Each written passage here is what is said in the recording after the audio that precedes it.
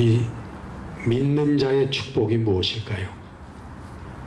성도의 축복이, 하나님께 받는 우리 축복이 무엇일까요?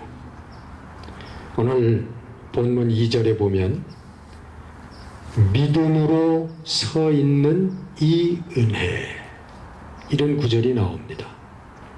저는 참 이 구절을 통해서 참 정말 은혜스러운 마음을 체험을 했습니다.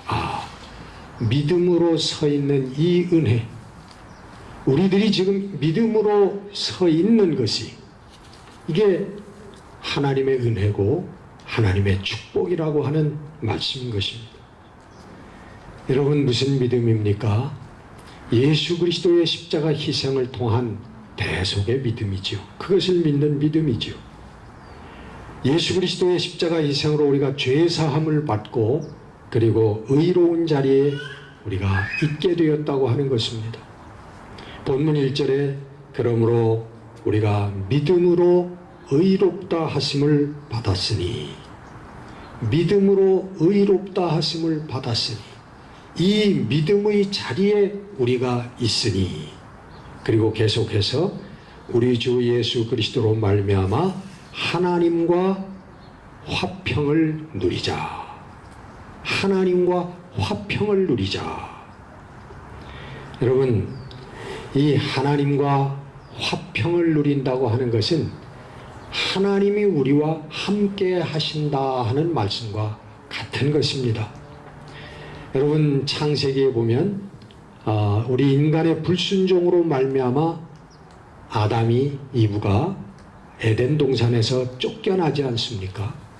그것은 하나님과 관계를 맺는 그 하나님의 관계가 단절되어졌다는 거예요. 이제는 하나님께서 함께 하시지 않는다는 얘기예요. 우리 죄를 지은 하나님의 말씀에 불순종한 우리 인간들에게 우리 하나님은 더 이상 관계를 맺지 않으신다는 말씀이에요. 원래 에덴 동산은 여러분 창세기 읽어보면 그렇죠? 하나님께서 거기서 거니시는 그런 동산이었습니다. 하나님께서 거기서 거니셨다. 그리고는 아담과 이브에게 하나님이 뭘 하셨어요? 말씀을 하셨어요. 대화를 하셨단 말이에요. 내가 지금 어디 있느냐? 너 왜 그것을 먹었느냐? 이런 대화가 대표적으로 소개되지만 그 이전에는 역시 더 많은 그러한 하나님과의 대화가 있었을 것이란 말이에요.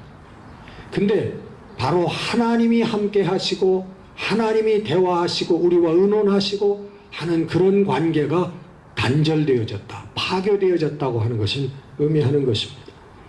근데 바로 믿음으로 서 있는 이 은혜, 그 은혜로 말미암아 이것이 다시 회복되었다는 거예요. 이것이 예수 그리스도로 말미암아 이것이 reconciliation, 다시 회복되었다. 아멘. 그래서 이런 삶을 임마누엘의 삶이라. 네? 하나님이 우리와 함께 계시다. 에덴 동산의 타락으로 말미암아 단절되어졌던 하나님과의 관계가 다시 수립이 되었다, 회복이 되었다 하는 그 말씀입니다. 두 번째, 여러분, 이 믿음은 바로 영생과 하나님의 영광의 기업을 우리에게 주실 것을 믿는 그런 믿음인 것입니다. 이것은 여러분 이루어지지 않은 것이에요. 아직 이루어지지 않은 성령의 약속을, 성령을 통하여 우리에게 하신 하나님의 약속을 우리가 믿는 믿음이라고 하는 것입니다. 여러분, 하나님의 나라가 온전히 이 땅에 임하실 때에 우리는 영광의 영생의 기업을 받을 줄로 믿습니다. 바로 여러분, 이러한 믿음을 가진 사람들이 바로 이 믿음의 축복을 누리는, 축복을 받은 성도들이라고 하는 것입니다. 여러분, 그 믿음의 자리는 고난과 어려움의 자리일 수도 있습니다. 이 세상에서 세상 사람들이 좋아하는 재물이라든가 명예라든가 권력이라든가 그런 길에 있어서 만사형통해서 우리들이 원하는 모든 것들이 얻어져서 그래서 기쁜 믿음의 자리가 아니라 하나님께서 우리를 구원하시고 영생의 기업을 약속하시고 오늘도 그 길을 걸어갈 수 있게 해주신다고 하는 거기에서 나오는 초월적인 기쁨의 자리가 이 믿음의 자리라고 하는 것입니다. 세상적으로 보면 그 자리는 여러분 고난과 역경의 자리일 수도 있는 것입니다. 우리가 육신이 아픈 병상의 자리일 수도 있는 것이고요. 세상의 사고로 인하여 우리가 힘들어하는 그런 역경의 자리일 수도 있는 것입니다. 우리 자녀들이 내가 원하는 그런 길을 걷지 않아서 어려워하는 그런 자리일 수도 있는 것입니다. 특별히 이 로마서를 받아보는 그 성도들이 살던 바로 그 시절에는 특심한 고난과 역경이 있었던 때입니다. 예수 그리스도를 주로 로마의 황제가 아니라 예수 그리스도를 주로 믿는다고 하는 그 이유 하나 때문에 그것을 배교하라고 하는 그런 극심한 고문과 그리고 처형이 처참하게 이루어지던 그런 시대였습니다. 여러분 로마 초대 교회 사들을 이렇게 읽어보시면 얼마나 무시무시한 고문들이 있었나 하는 것을 여러분 알 수가 있습니다. 저들은 배교하지 않는 예수 그리스도를 부인하지 않는 성도들을 톱으로 켜서 죽였습니다. 톱으로 그것도 목을 단번에 썰어 죽인 게 아니고요. 발목을 썰고 손목을 썰고 그 무지무지한 고통 속에서 배교하라고 예수 그리스도를 부인하라고 그렇게 죽어갔습니다. 삶아서 죽였다고 합니다. 큰 그 털브 속에 집어넣어가지고 천천히 불을 떼어가지고 물이 펄펄 끓는 가운데 그냥 삶아서 죽였다는 거예요. 생사람을 가죽을 벗기기 시작합니다. 발에서부터 팔에서부터 가죽을 칼로 벗겨나가기 시작합니다. 그 많은 피가 흘러서 죽을 때까지 여러분 그 고통을 여러분 생각할 때 얼마나 처참한 고통이겠습니까? 단 한 칼에 한 번에 죽는 것도 아니고 10분, 20분, 1시간, 2시간 여러분 몇 시간씩 그리고는 그 시체를 홀타르에 담아가지고 정원 기둥에다가 쫙 걸어놓고 불을 붙여서 정원을 밝히는 가로등처럼 사용했다고 합니다. 여러분 그럼에도 불구하고 믿음의 자리는 기쁨의 자리였다고 하는 것입니다. 왜냐하면 성령의 약속을 믿는 자리였기 때문에. 성령의 약속은 오늘 본문에 의하면 소망입니다. 소망, 환난은 인내를, 인내는 연단을, 연단은 소망을 이루는 것이다. 우리 성령의 약속은 바로 이 소망입니다. 오늘 본문 5절에 우리에게 주신 성령으로 말미암아, 우리에게 주신 성령으로 말미암아, 성령으로 말미암아 하나님의 사랑이 우리의 마음에 부은 바 되미니. 여러분 그 하나님의 사랑의 내용이 무엇입니까? 바로 예수 그리스도이죠. 우리 예수 그리스도를 통한 믿는 자의 최후의 승리입니다. 과정은 어려움도 있을 수 있고 역경과 고통이 있을 수 있지만 그러나 마지막에는 최후에는 영원한 하나님의 상급과 승리가 믿는 자들에게 있다고 하는 이 믿음, 이 내용이 바로 하나님의 성령을 통하여 우리에게 부어주신 우리 하나님의 사랑이요 하나님의 약속이라고 하는 것입니다.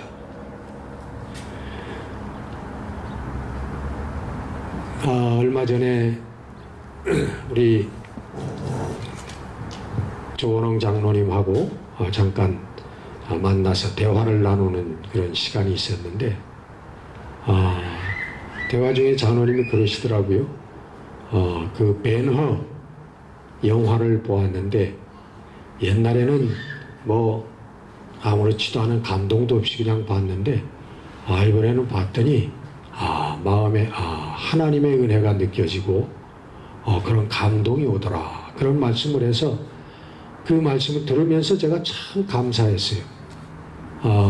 물론 우리 믿음의 장로님이시지만은 제가 늘 장로님 위해서 기도할 때 믿음을 위해서 기도했거든요. 하나님 믿음의 문을 열어주시고 하나님 믿음으로 승리할 수 있게 해주세요, 늘 기도했는데 그런 고백을 들으니까 참 기도의 응답을 받는 것 같고 참 감사했어요. 여러분 벤허 영화 잘 아시죠? 그 벤허는 유대인의 아주 유력한, 아주 부유하고 명성이 있는 유대인 가문의 아들입니다. 그런 가문이 그 어렸을 때부터의 친한 친구였던 그런 친구가 이제 집정관이 되었을 때에 그의 배신으로 말미암아 그 다 가문이 파괴가 되죠. 그리고 이 벤허 자신은 그 한 번 가면 돌아올 수 없는 노예선, 그 전투선으로 끌려갑니다. 그런 끌려가는 과정 속에서 예수님을 만나는 그런 장면이 있죠. 그가 절망 가운데 있을 때 우리 주님이 찾아오셨다고 하는 것을 상징합니다. 그는 그 전투선에 들어가면 다 쇠사슬로 발이 묶여져 있기 때문에 그 배가 전투를 하다가 침몰을 해도 그 노예들은 거기서 다 죽는 것, 탈출을 할 수가 없는 것입니다. 그러나 하나님의 은혜로 그가 그 노예선에서 탈출을 하게 되고, 그리고 그 함대 사령관을 구출해주는 그런 일을 하게 됩니다. 그런데 자기의 배는 가라앉았지만은, 그러나 그 전쟁은, 그 전투는 이겼던 승리의 전투였어요. 그래서 그 함대 사령관이 승리한 장군으로 개선 장군이 되어서 개선을 하고 로마 황제의 후보에 오르게 됩니다. 그리고 그 장군은 그 벤허를 자기의 양아들로 삼습니다. 로마의 양아들이라고 하는 것은 상속자를 의미하는 거예요. 친아들과 다름이 없는 그런 지위를 갖는 사람. 그래서 그 로마 그 집정관과 높은 그러한 씨를 가지고 있는 반지를 가지고 있고, 고향으로 돌아가서 그 자신을 배신하고 자신의 가정을, 가문을 파괴했던 그 친구와 그 유명한 전차 경기를 해서 승리를 하고 복수를 하죠. 그러나 자기 사랑하는 어머니와 그 누이 동생은 한센시병, 문둥병자가 되어서 사람들을 만날 수 없는 그런 처참한 계곡 속에서 살아갑니다. 그러나 그때 예수님께서 십자가에서 돌아가시는 그날 번개가 치고 비바람이 몰아치던 그때 그들은 치유함을 입는다고 하는 그런 내용입니다. 그 영화의 메시지는, 구원은 오직 예수 그리스도, 우리 인생의 구원은 제가 복수를 하고 가문을 다시 일으킬 수 있을지는 모르지만, 그러나 진정한 구원은 오직 예수 그리스도, 하나님의 사랑밖에 없다고 하는 그런 선포의 메시지인 것입니다. 여러분, 믿음의 자리는 말씀과 기도의 자리입니다. 우리가 말씀을 통하여, 우리가 기도를 통하여서 우리가 그리스도의 충만한 분량에까지 성도들은 성장해 나가는 것입니다. 여러분, 절대로 영적인 성장을 멈추면 안 됩니다. 여러분, 말씀을 전하는 목사도 마찬가지입니다. 영적인 성장이 죽을 때까지 거듭돼야 돼요. 그리스도의 장성한 분량에까지 우리의 영적인 삶의 깊이와 높이와 넓이가 넓어지고 깊어지고 높아지는 역사가 계속적으로 일어나야 됩니다. 머무르면 안 되는 거예요. 여러분, 이 말씀과 기도의 삶이 없으면요, 점점 거식증에 빠져버리고 맙니다. 여러분, 하루 성경을 안 보고요, 일주일 성경을 안 보게 되고요, 한 달 성경을 말씀을 안 보고 기도하지 않잖아요. 점점 말씀과 기도에서 멀어지는 삶을 살게 됩니다. 여러분, 이 사탄이 노리는 거거든요. 자꾸만 사탄이 말씀을 볼 수 없고 기도할 수 없는 환경으로 자꾸만 우리를 몰아가서요, 놀랍게도 1년이 다 지났는데도 성경 한 번 안 펴, 교회 와서 그저 한번 펴볼까? 성경 하나님의 말씀을 읽지 않는 한 해를 보내는 그런 경우도 있습니다. 제가 얼마 전에, 오래전에 TV에서 보니까요, 프랑스의 그 모델, 예? 여성 모델, 젊은 모델이요, 거식증에 걸려가지고 죽어가는 모습을 찍은 그런 프로그램을 봤습니다. 여러분, TV에 보면 그 훨씬 훌쩍한 모델들이 쫙 열을 지어서 막 씩씩하게 걸어가는, 멋있게 걸어가는 그런 그 장면들 많이 보잖아요. 여러분, 그 모델들을 직접 보면요, 이렇게 쳐다봐야 돼요. 대개 2m 정도 됩니다. 2m. 왜 2m냐? 키가 보통 180이 넘거든요. 180, 185 이렇게 되는데, 거기다가 이만큼 높은 신발을 신으니까 실제로 보면 2m 정도 되는 거예요. 여러분, 우리가 이렇게 쳐다보면 이렇게 보는 게 아니고요, 2m쯤 되면 이렇게 쳐다봐야 돼요. 그렇게 키가 크고, 여러분, 서양 여자들이요, 남자도 마찬가지입니다만은 우리 동양 사람들보다는 뼈가 굵어요. 골격이 크단 말이에요. 근데 그런 모델이 하루에 초콜릿 하나 가지고 산대요. 밥도 못 먹고 맛있는 게 얼마나 많습니까? 그 몸매를 날씬하게 유지하기 위해서 초콜릿 하나를 가지고 하루를 산다는 거예요. 그러다 보니까 음식을 점점 먹고 싶은 생각이 없어지고 안 먹고 하다 보니까 거식증에, 이제는 음식을 억지로 넣어도 음식이 목으로 넘어가지 않는 거식증에 걸려버리고 말았다는 거예요. 그래서 키가 그렇게 장대하고 그런 여성이, 젊은 여성이요, 뭐 50몇 파운드인가? 어린애 같은 그런, 그러니까 여러분, 몸이 어떻겠습니까?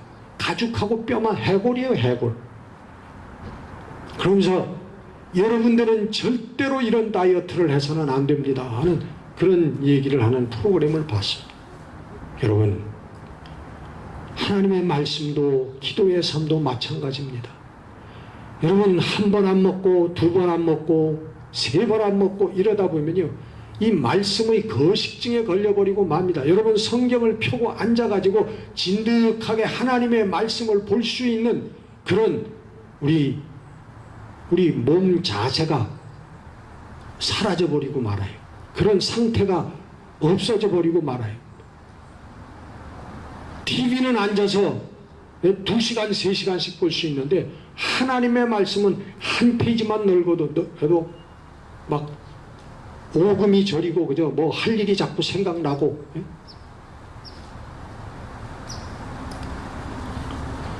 여러분, 이 매일매일의 말씀과 기도의 삶이 없으면요, 우리들에게 시험이 몰려옵니다. 시험이, 사단의 시험이 몰려오는 거예요.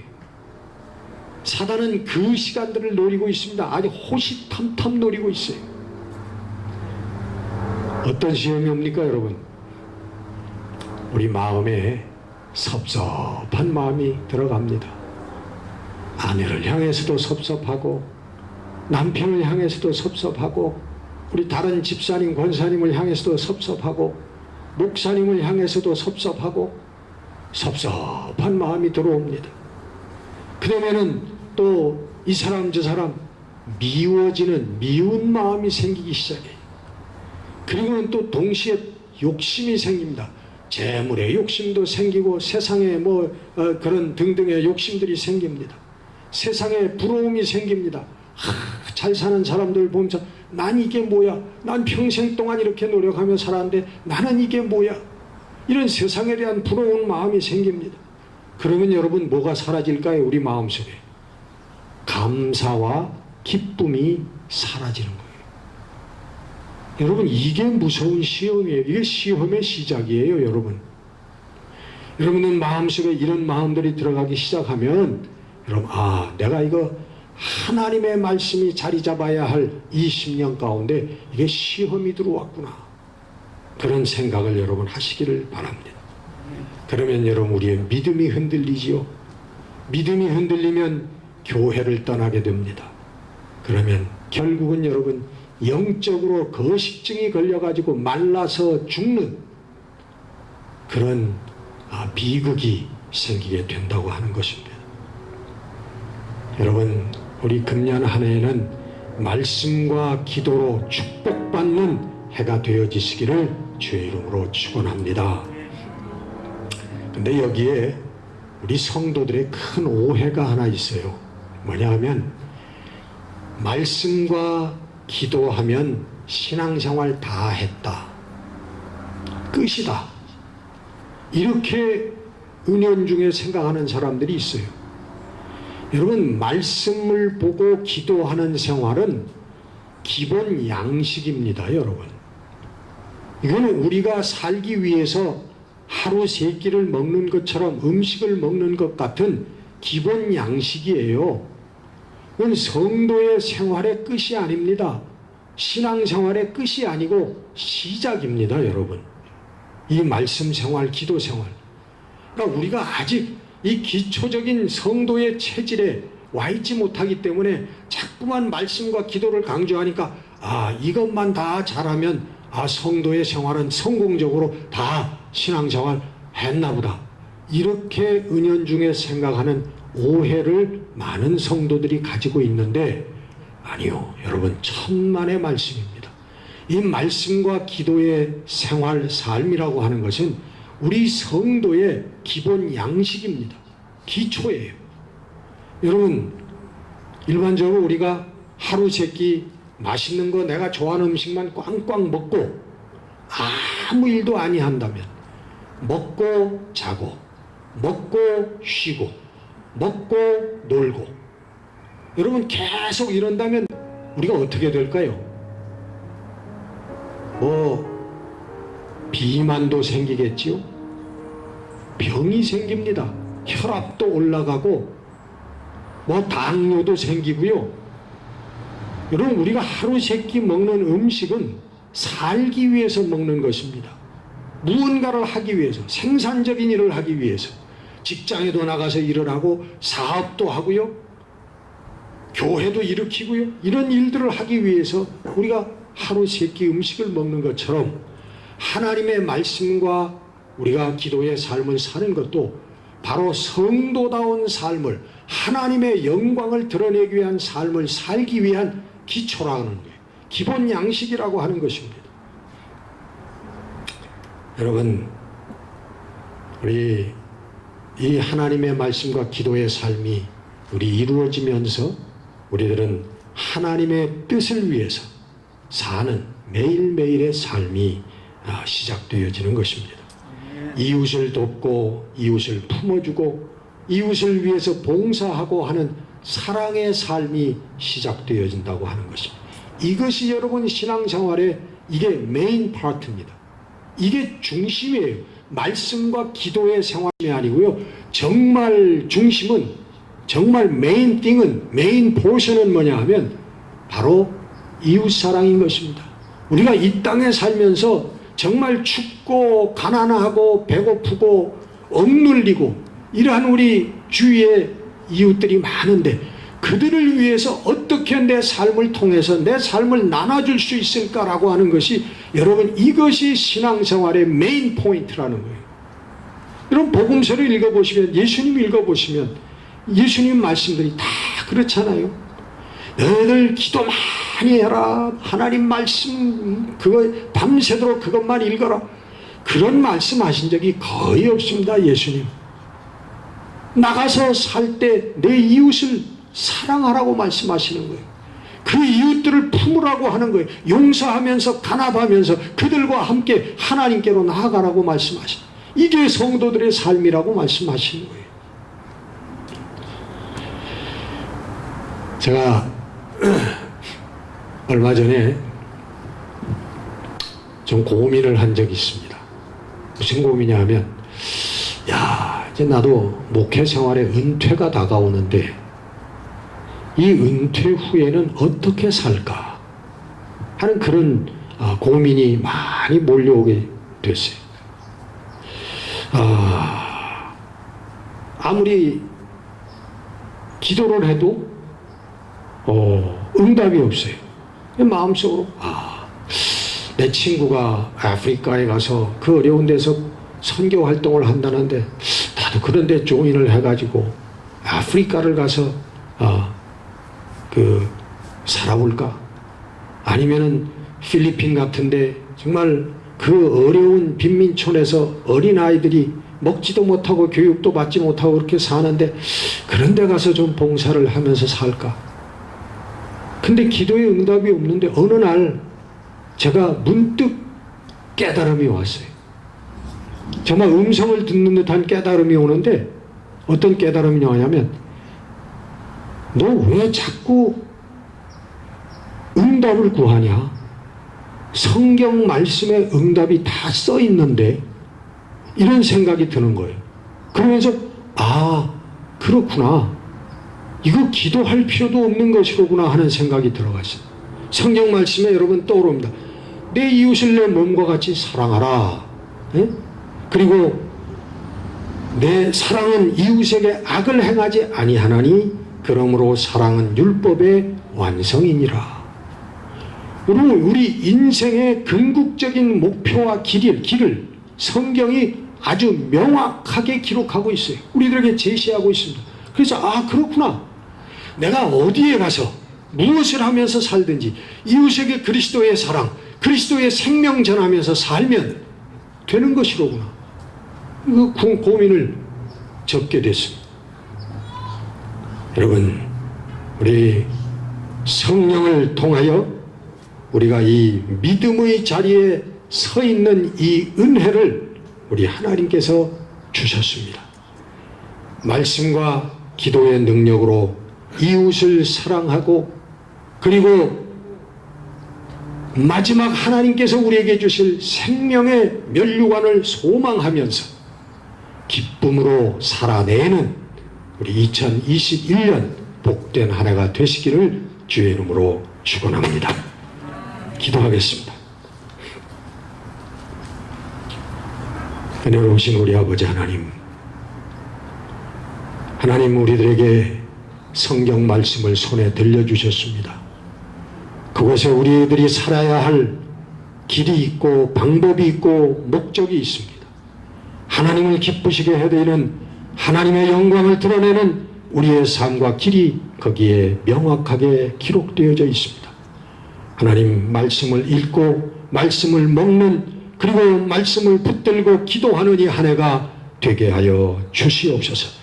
말씀 속에서 길을 찾고 말씀 속에서 지혜와 능력을 얻어 우리 하나님의 영광을 드러내고 하나님의 자녀답게 사는 영광의 길을 걸어가는 이 한 해가 될 수 있게 하여 주시옵소서. 우리 주 예수 그리스도 이름으로 감사하며 기도드렸습니다. 아멘.